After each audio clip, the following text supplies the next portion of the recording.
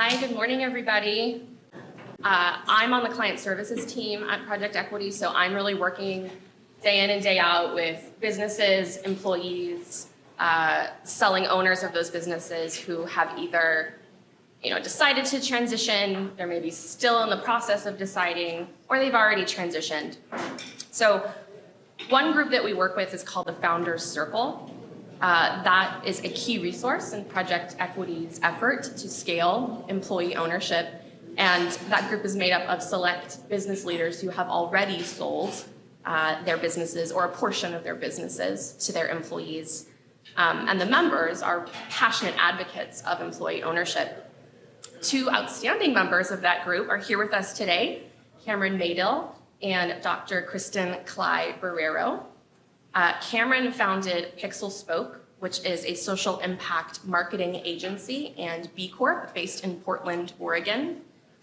In 2020, the business was sold to employees, forming a worker-owned cooperative.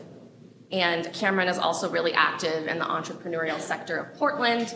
He helped to found Be Local PDX, which is the local B Corp board in Portland, founded an accelerator for entrepreneurs, and has been honored with awards such as the 2018 B Economy Leader for his work building B Corp communities, and he was part of the Portland Business Journal's 40 Under 40 Award.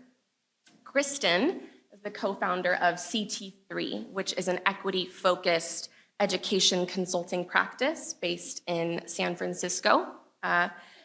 That company transitioned in 2023 to an ESOP, an employee stock ownership plan. And Kristyn has spent more than 20 years in education as an educator, principal, advocate, author, and executive coach. Well, to kick us off, maybe you can each just tell us a little bit about the origin story of PixelSpoke and CT3. We've all, or many of us will have heard about the silver tsunami, which is, baby boomers exiting their companies. Neither of you really fit that mold. So very curious, what this journey's looked like for you. On my 45th birthday, I named that we would have Black leadership and we would become an employee-owned organization on my 50th birthday.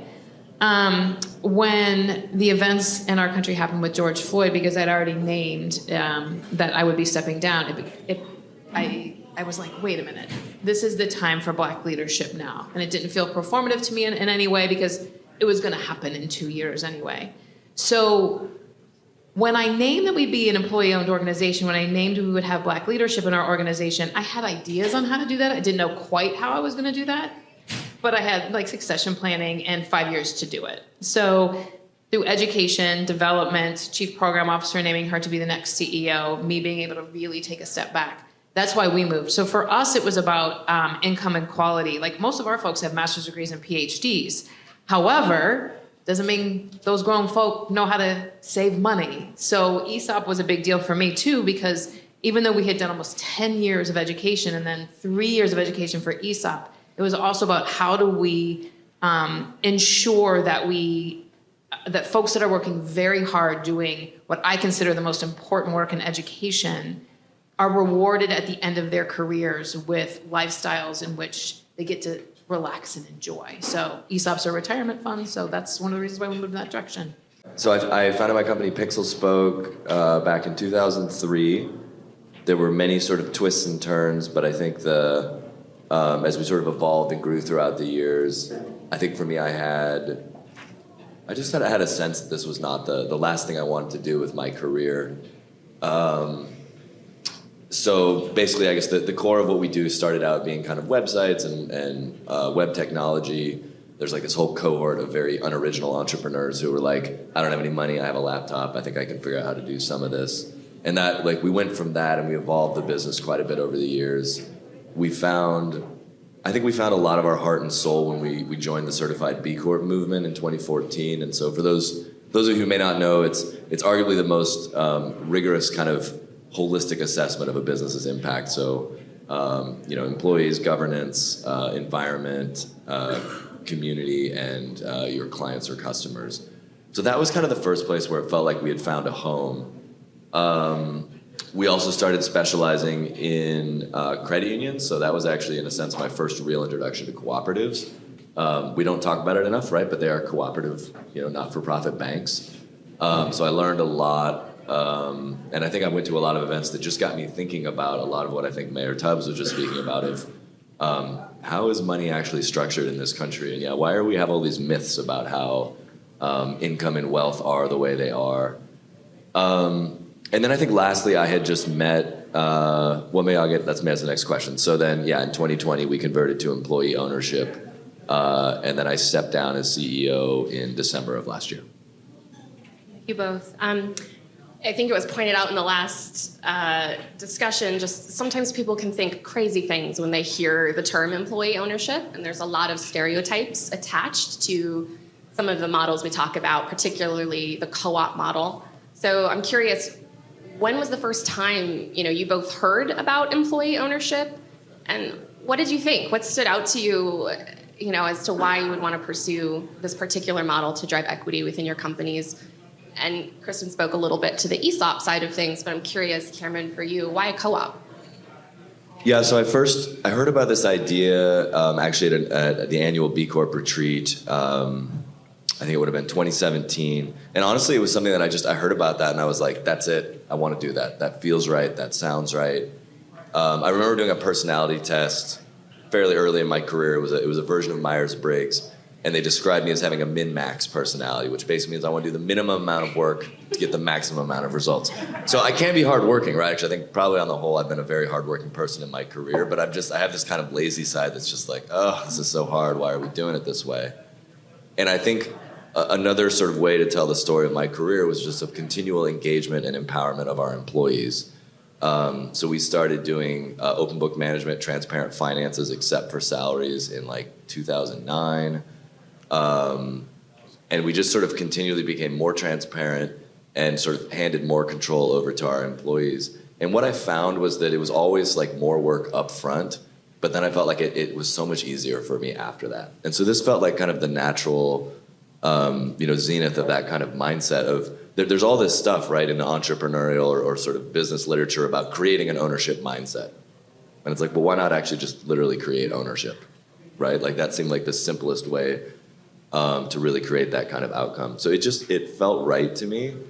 And it's been really kind of wonderful to watch what our team has done with it.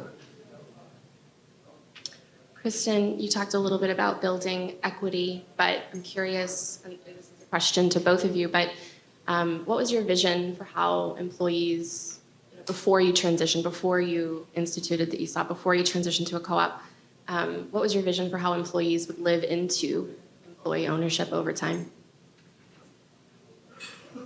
So at CT3, the reason why I founded the organization is because I was solving problems in education that as a principal and a superintendent I need to solve. So real-time teacher coaching, unpacking disempowered mindsets of teachers, those kinds of things. But what I recognize is just because the research was the research that I started, the employees made my work, frankly, so much better and quite brilliant, right? Like much better than I had ever imagined. So they own, one of the great things about getting a PhD is that they teach you, hold on to your intellectual property. Don't let the university own it.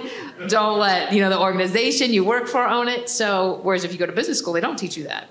So, so for me, part of the equity and the anti-racist part of the work that we did was they're making this work better. They should own a good part of the intellectual property of this as well. And I grew up with a father who was a serial entrepreneur. And he did a lot of different things to be what I would now consider a conscious capitalist. So what in ways, I can't change capitalism in this country, but I can be a lot more conscious about how I operate within that. And so what are the ways to operate within that to build some income equality, but also train and teach and empower those who haven't had access to the same education I did growing up in my father's house, that how do you utilize money to work for you? How do you make it so it's a resource that is plentiful instead of always a scarcity? How do you think about, how do you treat, how do you engage with? So we did a lot of that work, and a lot of it came through, retirement and planning and saving in 529 plans for your kids, making sure that the employees were buying homes, to build. So we did it in a lot of different ways, but that was one of the ways that I was trying to be a conscious capitalist and share, I can't give you the keys to the kingdom, but I can teach you how the kingdom works for rich white people. So let me give you the playbook was kind of one of my ideas of being a conscious capitalist with really smart folks of color that just didn't have access necessarily. Even though they had the educational access, they might not have had the income access. So that was just one of the things that we did. That was our side hustle when we were sitting and meeting and working with critical race theorists and those kinds of things around our work. So it was just, one of the things that we were doing at retreats and stuff like that to ensure that, frankly, my second family is well taken care of. So that's how it came about. What about for you, Cameron? What was your vision for how employees would benefit from this? Yeah, so I think, I guess I'm going to go back to some of the stuff that Mayor Tubbs said there was a lot of stuff about business as usual that just didn't make any sense to me. This idea that a chronically stressed workforce with extremely difficult targets that are automatically ratcheted up every year in kind of a hierarchical controlling structure in kind of the worst sense of that model. It just never made sense to me that people could do good work that way. And I always felt like the more that we could do to care for the mental, emotional, relational, physical, spiritual well-being of our team, the better the work they would produce. And so this felt this whole notion of we win together. One of our company's core values is everybody wins, which is kind of a wonderful, it's kind of a wonderful core value because it's easy to say, right? Everybody wins. And then you find out, no, the project manager worked till 8 p.m. and the design team won and the client won, right? Or, these people won, but the client lost, or whatever configuration. So this just felt to me like the natural evolution. And so I just wanted to see, in somewhat exalted terms, taking care of my second family, greater meaning and fulfillment in work, greater financial stability and security, greater understanding. I think this is, co-ops done really well are literally a tool for teaching us to be better citizens, right? We really don't engage in the democratic process directly very often anymore on a societal level. So yeah, I had pretty high aims. Cameron, you have been quoted, I don't want to put you on the spot, but you've been quoted in the past as saying the most amazing part of this whole journey for me has been watching our team, co-owners, and leaders take charge of PixelSpoke and lead growth and changes themselves. So I'm really curious, have these visions come to pass? How's it been going? What changes have you seen within the company? Maybe it's around leadership, maybe it's around company performance metrics, maybe it's something else. But give us some insight into how this has been going so far for you. You want me to go first? Okay. So, there's two answers. I think we converted in January of 2020, right? And so if we all looked back and said hey, congratulations, you own a company, it's January 2020, have a fun year, you would feel a little guilty perhaps, right? So we were navigating, I would say, we definitely had a lot of adversity, and it's hard to say what was navigating with all the fallout of George Floyd's murder and the kind of insane national political situation and a pandemic and all of that, permanent switch to remote work. So I think some of the things that surprised me was, first of all, the team started making decisions that in a couple cases I really disagreed with. So one, which I think was pretty profound, was we removed the merit element of pay increases. And I was just like, this is crazy. This is like the core of what, a privately held business is. And you need to be able to, in essence say this person gets a little more than that person because I just feel like they gave more. Or I felt, just this kind of subjective piece. And what was really hard for me to swallow, but I ultimately came around to, was seeing just how subjective and biased that is, how it creates an unhealthy culture where we say, awesome, you had a really, high-performing year, maybe just because your personal life was really great that year. And so now we're going to give you a big pay bump, and we're going to crank up the expectations really high, and you're not going to be able to meet that this next year when you start having family troubles or health troubles or whatever. So that was one that was really fascinating. I think another thing that was, and by the way, Nancy, are you out there somewhere? So Nancy is our board president. She's our UX director at PixelSpoke. She's awesome. If any of you want to talk about more of this, she'd be a great person to talk to. I think the other thing that was really cool was there's the really short version of this is that, there's all this literature around change management. And the idea is like the leaders, the smart people get in a room, they come up with a plan, and then they come out and inspire everyone. In a room like this where they're blinded and they can't even see your faces, right? and then it's just like, we're gonna do this. And you do it in like 30 minutes. And then you're like, all right. And then you're shocked when like 3 months later, people are like, I always thought that was a bad idea, right? Or the person who's doing the work is like, I'm taking a month-long vacation, which you approved, a year ago or whatever. So I think it was fascinating to watch how we, in many ways, make decisions slower because we do the change management first, and then we just go. And all the BS and all the kind of like the back talk and the gossip and it all just largely disappeared, which was really wonderful as a leader, CEO. How about for you, Kristyn, for CT3?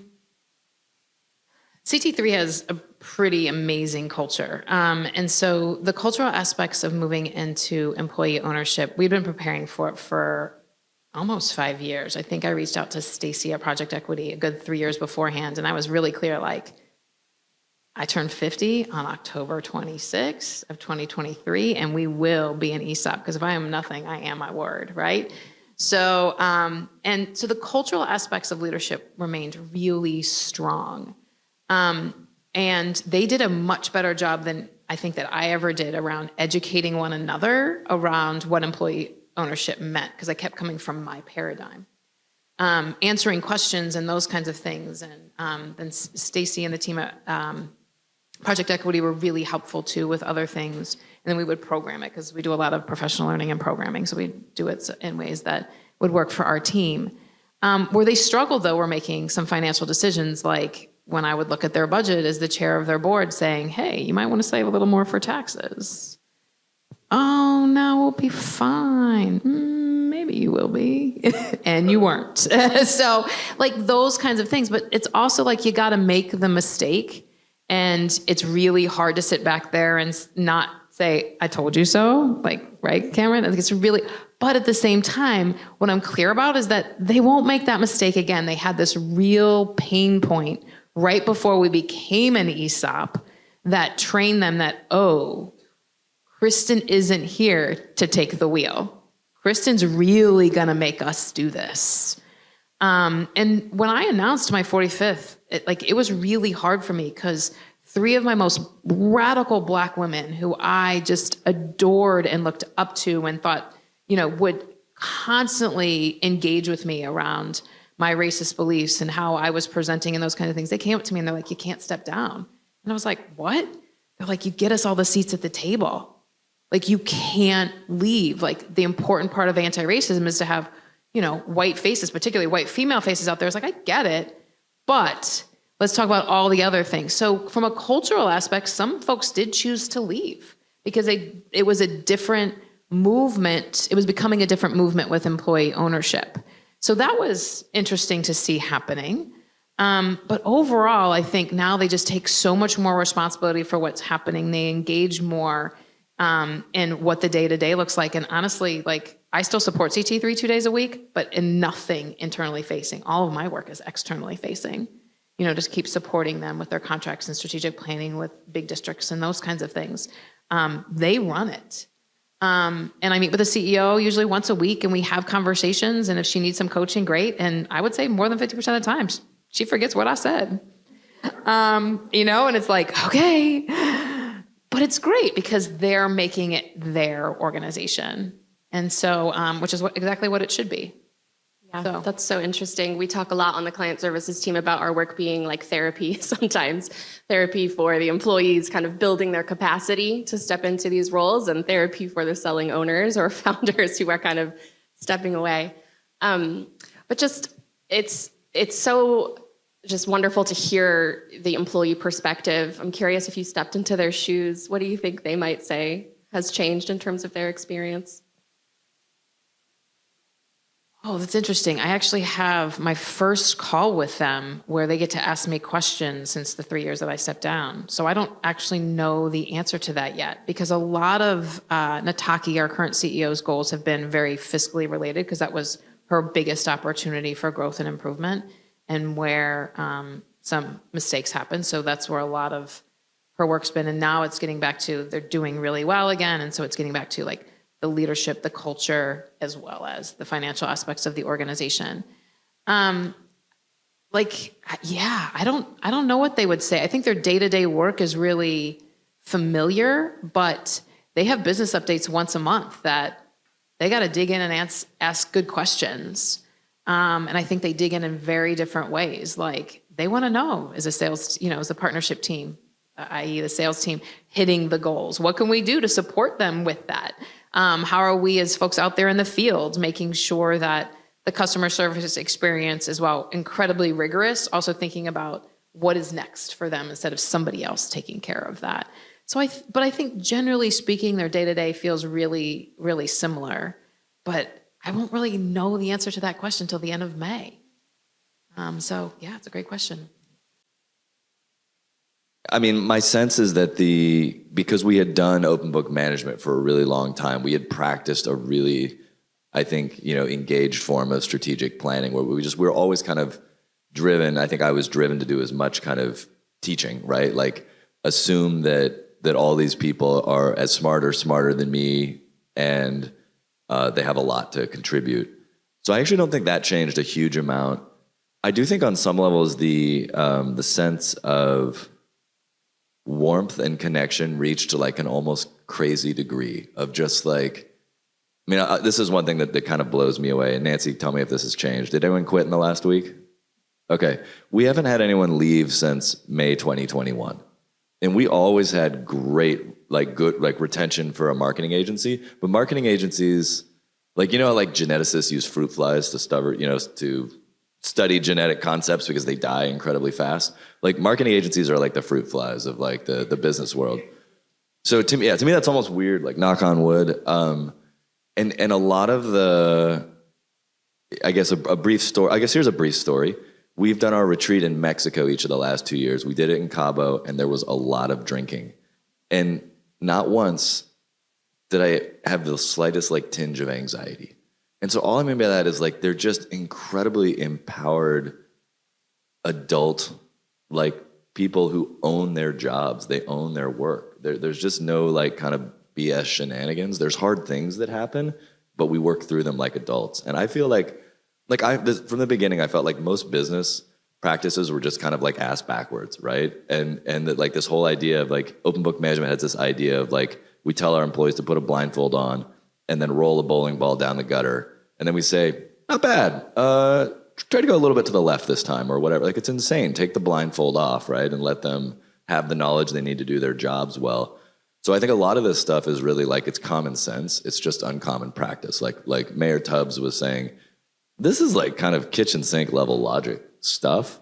And when you do it, people are they're happier, they're more engaged, they feel more financially secure.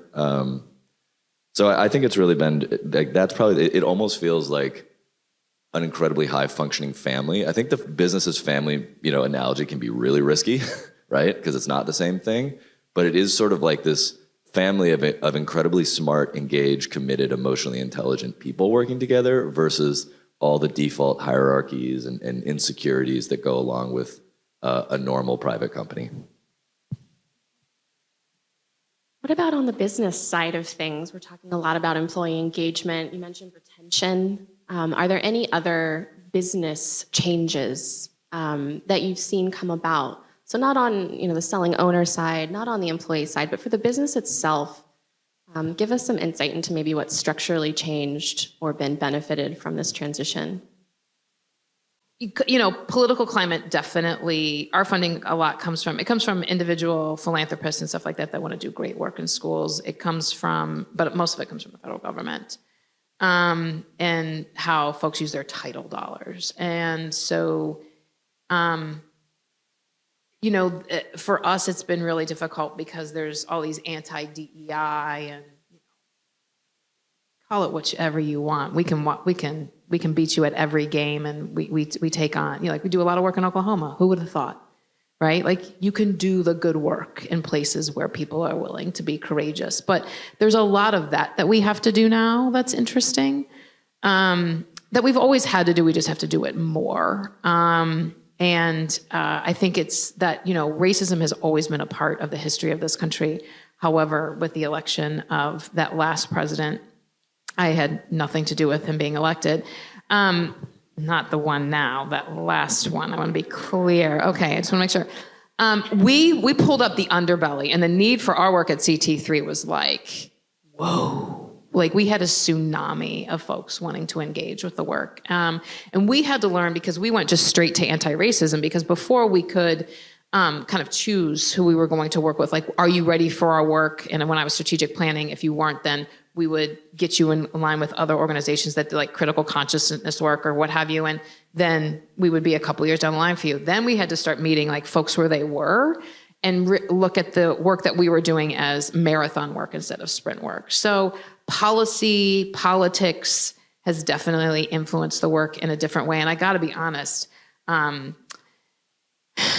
my Black brothers and sisters and brown brothers and sisters have made me way better at this work, because I have zero patience. And, when you have a whole lifetime of trying to figure out being patient, they talk me back and make sure that when I go to tables that I'm ready for the conversations, so that I can keep them out of the emotional toll that, racism when I can, support them in the emotional toll that some of these policies and stuff like that, so I can go be the one arguing with that. So I think certainly since I've stepped down, but even the last, 5-6 years has been significantly different, just because of what kind of work that we do and the election of, that last cat. Yeah. Yeah, I don't know if this is the right time, but we've grown almost 60% since we did our conversion to employee ownership. Profits have been between 12 and 18%. What's interesting is they've come down as we have just a little bit, as we have intentionally, I don't want to say overpaid, what a terrible word. We've shot to be higher in our pay bands. Like, of course we should, right? We're employee owned.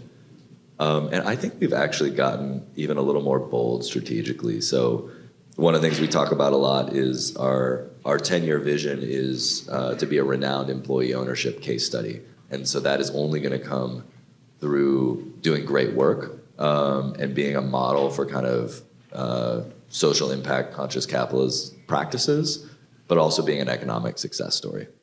So I think we just have gotten maybe even a little more confident in that sense. I like that goal. I think I'm gonna steal that, and I just sent them back their strategic plan. I'm gonna push that. I'm like, hey, what about this? I like that goal. That's a good goal. Case study. That's great.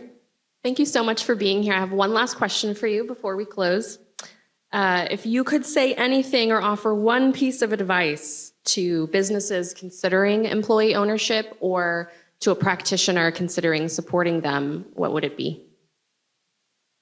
Get the organization ready for the financial investment you're going to have to make. So I invested deeply in a pretty expensive, getting back to what you were just saying, Cameron, we did a employee equity study for salaries. Thank you. So we knew our benefits were pretty amazing. Like we had Gold Star benefits, we had great 401k, that kind of stuff. But, we're in a space where it was hard for me to kind of gauge at my level of research, if we were paying the top 75 percentile. So we engaged with a women-owned organization called Agility, who recently actually reached out to me about turning into an ESOP.